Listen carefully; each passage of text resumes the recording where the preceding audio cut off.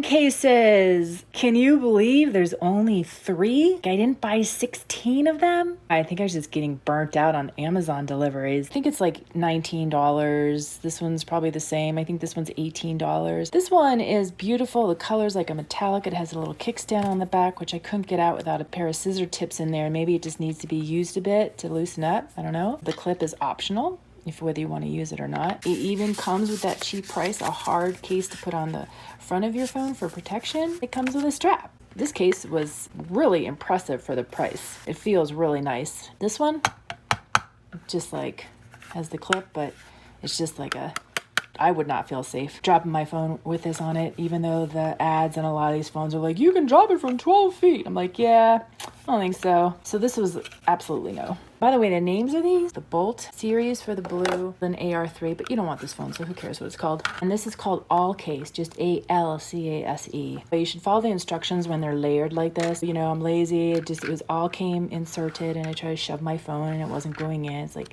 no, there's instructions here. You first want to put your phone in here, and this snaps on the top, and then you put it in. I was really torn between these two. It is not slippery at all. It's a really good grippy one, which I need for taking video and photos while I'm hiking and biking in motion. This one has an okay grip, so I felt definitely safer holding this by far. The downside is that neither phone will fit in the selfie, the little clamps. It won't fit. And these are both iPhone 11 Pro Max. When you put these cases on, which these people that are creating these selfie stick holders aren't thinking about, is you're adding like a depth on each side, like an amount.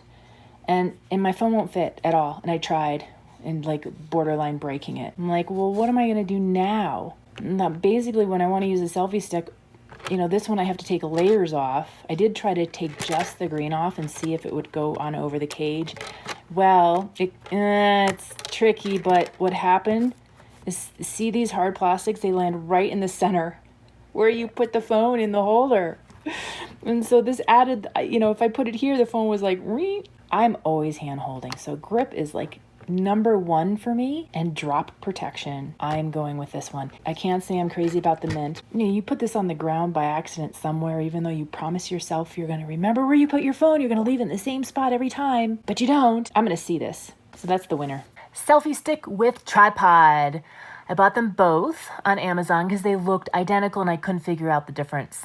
And I'm glad I did, because there is a difference. The taller one is called a Pro. The shorter one is not. This is the Pro, the taller one. This is the shorter one. And they're both really well made. They both have a little Bluetooth remote, which I love. This one's really tiny. I wouldn't want it that small. I like the bigger size. One of the other bigger differences, besides the Pro being a little bit taller, and that's what I mean by a little bit taller. See the brace under the Pro? If you're moving it around, you didn't get the spot right, that will keep the legs apart, right? On this one, the minute you lift it, the legs come. So if you're moving around, you got to take your hand, you have to restabilize it. So that's a 100% no for me. I wouldn't even consider this. The other big difference is, see how you attach the phone on this one? I couldn't get this to go flat. The way this is sturdier than the newer style. Look at this little wimpy little pin in there. That was kind of an odd choice that they didn't keep this stability and then use this type of a holder. It's got rubber under there, and both of them, they rotate, although when you turn them vertical, your phone hits. It hits this thing. My phone's in there vertical, it hits this, so you can't put your phone vertical. Design flaw, unless I'm doing something wrong, which is a possibility. I wish I could make that sturdier. It just scares me. I put my phone in, which is the iPhone 11 Pro Max. You're just squeezing it in this thing. Both of them go down. This one probably collapses a little smaller. The remote worked great, worked for pictures and video. They say that the one button that you push it like once, you hold it for video to transfer between video and photo. It didn't do that with my phone. I don't think that would be a possibility. You have to put your phone on photo or video and then choose your selection, and then this will work. It connects to your phone's Bluetooth, so you go into your phone settings and hit Bluetooth, and then it'll eventually pick this device up once you charge it. It does come with a little charge cord. They both come with instructions. And the other difference is the regular folds like this. See how it has the chunk to the side? And it comes with a little battery.